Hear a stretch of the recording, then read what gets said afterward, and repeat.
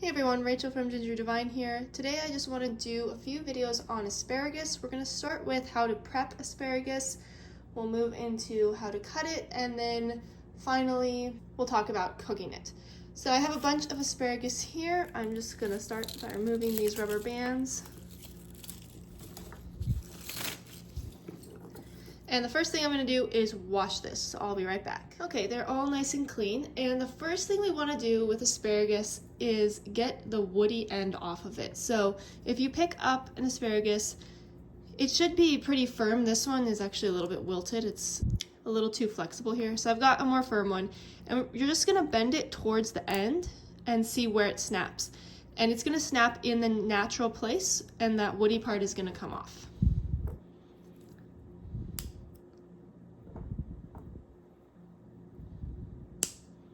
Now I've seen people do this where they just do a few and then they cut the other ones at the same length. You can do it that way, or you can just continue snapping each one individually.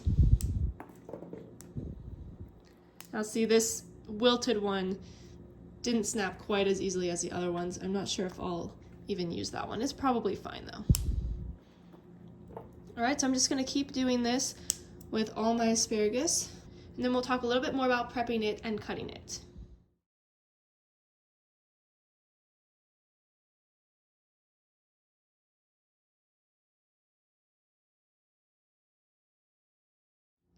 All right, all of our asparagus is prepped, and I'm just gonna gather it to the side so that we can start cutting it. So now you wanna think about what you're gonna do with your asparagus. If you're gonna cook it right away, we can start cutting it, we can start doing some different things to it. If you want to freeze it and save it for later, you can do that as well. Anytime you're making asparagus beforehand to freeze or to cook later in the day, you're going to want to blanch it, and I'll go over how to do that.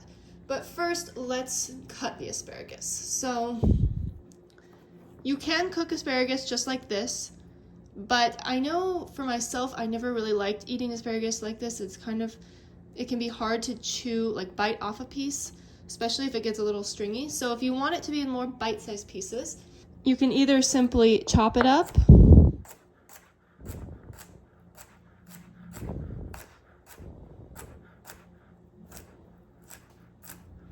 and you can leave those heads either in bigger pieces or smaller pieces, whatever you prefer.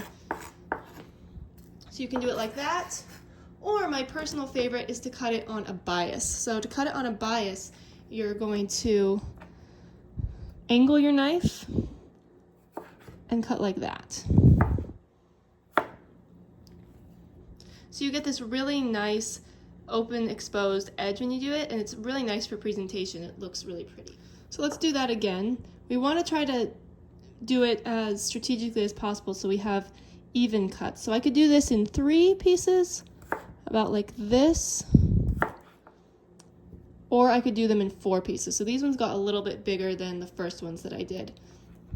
So it's really up to you as far as the size, but the bias cut is a really pretty way to use your asparagus.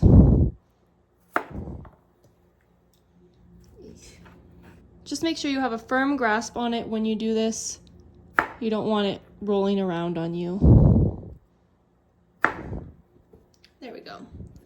Those 3 are a bit more even. And again, the pretty exposed end. So there's 2 ways to cut your asparagus.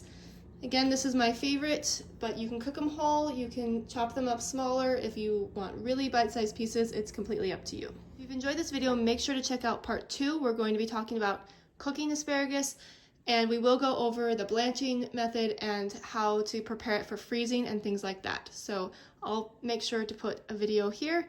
Come check it out. And thanks for watching.